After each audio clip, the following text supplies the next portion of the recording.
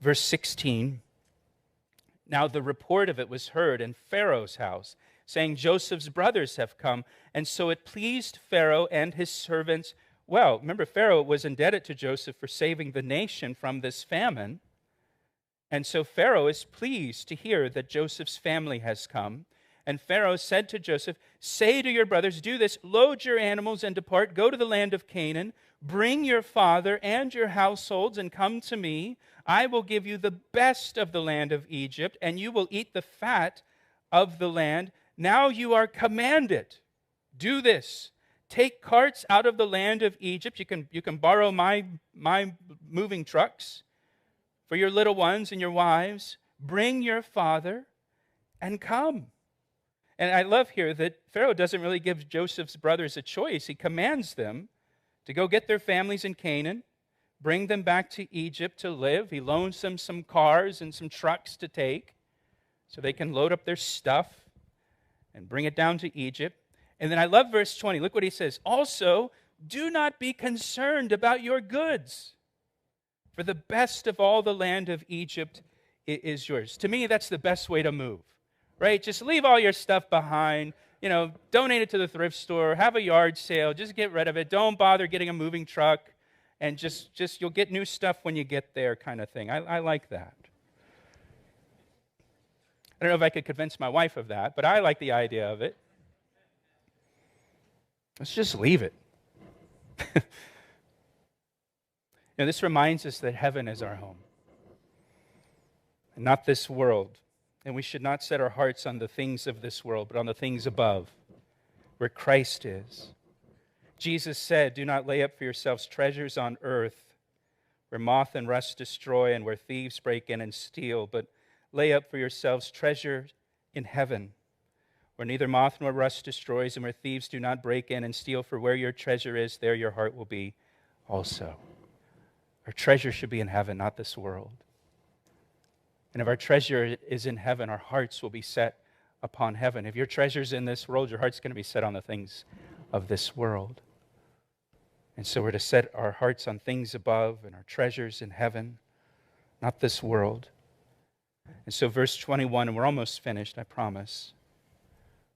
So then the sons of Israel did so, and Joseph gave them carts according to the command of Pharaoh, and he gave them provisions for the journey. Verse 22, he gave to all of them, to each man, changes of garments. But to Benjamin he gave 300 pieces of silver and 5 changes of garments. In that time, a change of clothes was not that common. And just have another outfit you could wear, a second shirt. It's a big deal. And he gives them a change of clothes. He gives Benjamin 5 changes of garments. And he sent to his father these things, 10 donkeys loaded with the good things of Egypt, and 10 female donkeys loaded with grain, bread, and food for his father for the journey. So he sent his brothers away, and they departed, and he said to them, look what he says, see that you do not become troubled along the way. It's an interesting thing to say to his brothers. Don't become troubled in your journey home.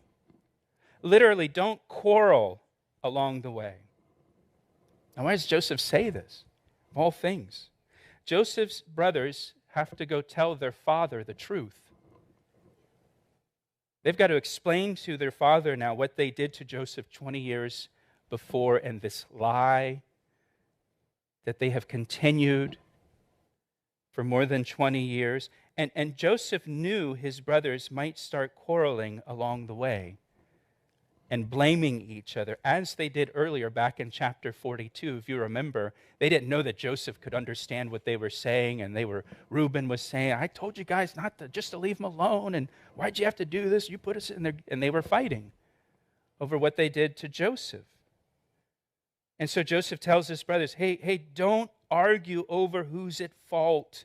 Don't start blaming each other while you're on your journey home. What does Jesus say to us as his disciples? Love one another. As much as depends on you, you live peaceably with all men. Be at peace with all while you're on your journey home to heaven. So, verse 25, then they went up out of Egypt, and they came to the land of Canaan, and to Jacob their father, and they told him, saying, Joseph is still alive. Not only that, he's governor over all the land of Egypt. And Jacob's heart stood still because he did not believe them. What a description. Jacob's heart stood still. That means Jacob didn't know how to respond to this news. He didn't know what to do. He didn't know what to feel or what to think about what they told him about Joseph. Notice at the end of verse 26, Jacob didn't believe them.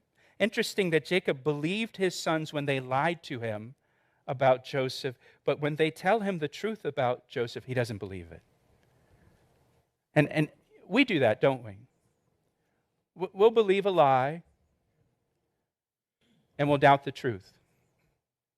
You know, Satan will whisper a lie in your ear, in your mind, and put all these doubts in your head, and you'll believe the lie.